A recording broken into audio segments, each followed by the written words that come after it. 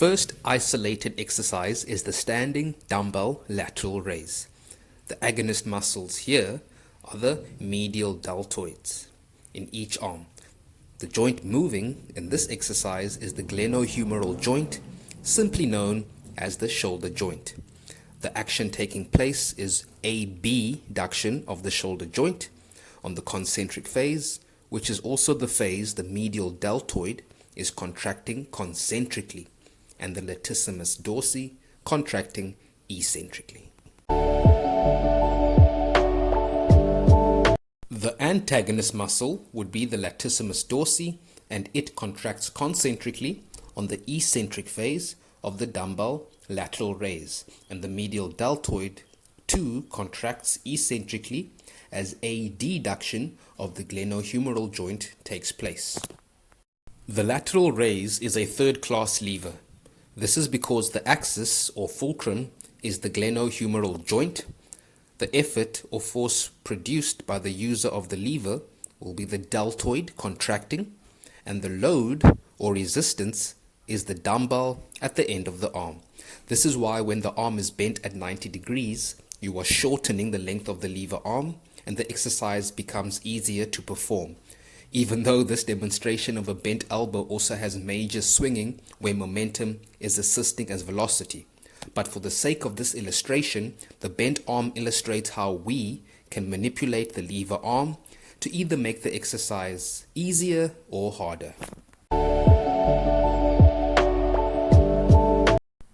An alternative exercise is the banded lateral raise, where the apparatus or equipment changes, but the movement remains the same in essence.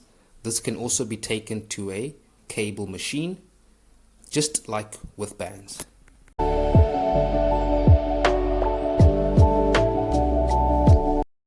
The second isolated exercise is the lying leg curl, also called the lying hamstring curl.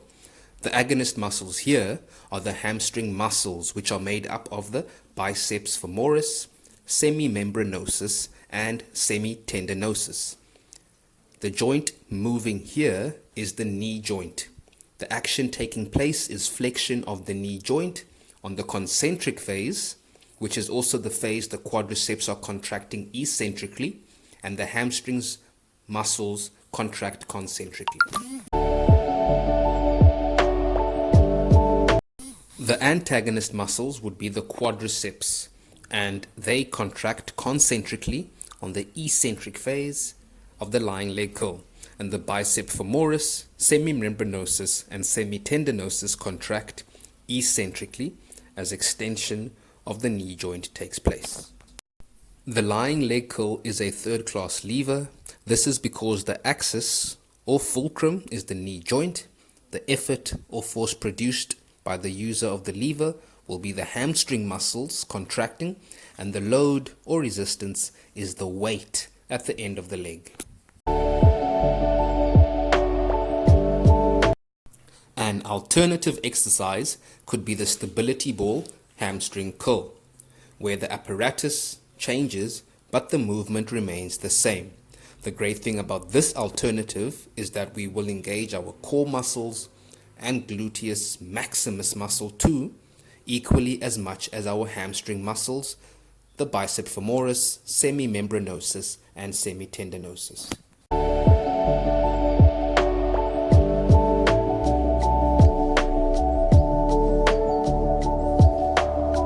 The first compound exercise is the barbell squat. The agonist muscles here are the gluteus maximus and quadriceps muscles, which are made up of the rectus femoris, vastus lateralis, vastus medialis, and vastus intermedius. The joints moving in this exercise are the hip joint, knee joint, and ankle joint. Now, the actions taking place are flexion of the hip joint, flexion of the knee joint, and dorsiflexion of the ankle joint on the eccentric phase. The gluteus maximus and quadriceps muscles contract eccentrically on the eccentric phase of the movement, in other words, the lowering phase. The antagonist muscles in the barbell squat would be the hamstring muscles and hip flexor muscles of the iliopsoas, and they contract eccentrically on the concentric phase of the barbell squat, and the quadricep muscles along with the gluteus maximus contract concentrically as extension of the knee joint, extension of the hip joint, and plantar flexion take place. The squat is not just one lever, but rather a combination of levers as one executes the movement. At the hip, we have a third-class lever.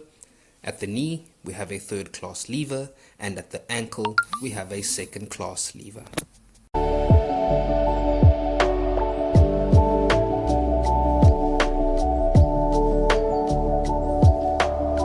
An alternative exercise could be the leg press. The apparatus has changed, but the movement remains the same to a large degree. The leg press minimizes the load and demand on the core muscles such as the erector spinae and rectus abdominis. The second compound exercise is the barbell bench press. The agonist muscles here are the pectoralis major, the anterior deltoid, and the triceps brachii. The joints moving in this exercise are the glenohumeral joint and elbow joint.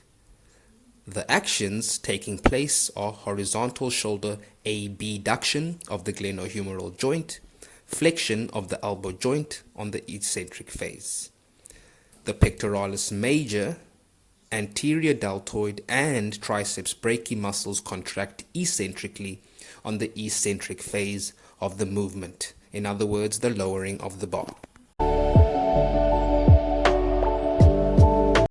The antagonist muscles in the barbell bench press would be the rhomboids, the rear delts, and the biceps as they contract eccentrically on the concentric phase of the barbell bench press. And the pectoralis major, anterior deltoid, and tricep muscles contract concentrically as extension of the elbow joint, and horizontal adduction of the glenohumeral joint take place as one pushes either on the barbell bench press or the push-up.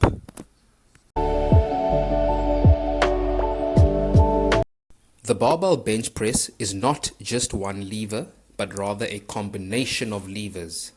At the glenohumeral joint, we have a third-class lever, and at the elbow joint, we have a first-class lever in the concentric phase as the tricep extends the elbow.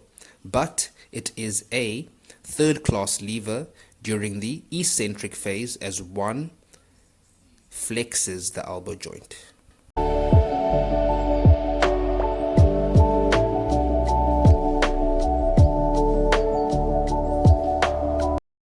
An alternative exercise can be the push-up, where the apparatus will change but the movement remains the same. The main difference would be the degree the scapulothoracic joint retracts and protracts. The push-up allows for more scapular protraction and retraction and is actually encouraged to attain full range of motion. However, for great technique and to keep the load on the pectorals, it is discouraged in the barbell bench press, and scapular movement is advised to be eliminated and rather held in the retracted position to take the load away from the shoulders as one bench presses. This is why, to conclude, the pectoralis minor is an agonist in the top portion of the lockout in a push-up but not a bench press.